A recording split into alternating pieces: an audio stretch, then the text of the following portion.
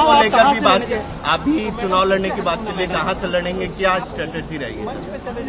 देखिए, ये बात मैंने कही है कि मैं बहुत लंबे समय तक अपने आप को केंद्र की राजनीति में नहीं देखता हूं। मेरा राजनीति में आने का कारण ही बिहार और बिहारी रहे हैं।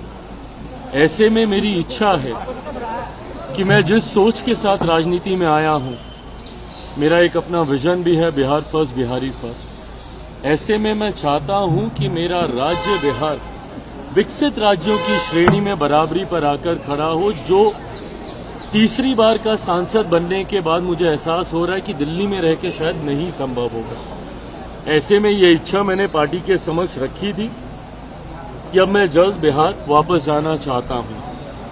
ऐसे में अगर पार्टी चाहेगी, और जब मैं ये कहता हूं कि पार्टी चाहेगी तो छूटते ही आप लोग ये सवाल दागेंगे कि भैया आप ही पार्टी हैं, आप अगर चाहेंगे तो कौन आपको रोकेगा। हकीकत भी है, गलत नहीं है ये।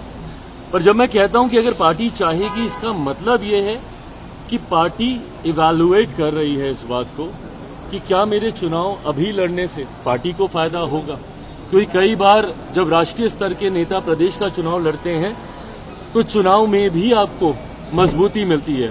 भारतीय जनता पार्टी ने कई बार इसका प्रयोग किया है जब उन्होंने अपने सांसदों को चुनाव में उतारा, जिसका उनको स्थानीय स्तर पर विधानसभा के चुनाव में फायदा हुआ, और ये होता है।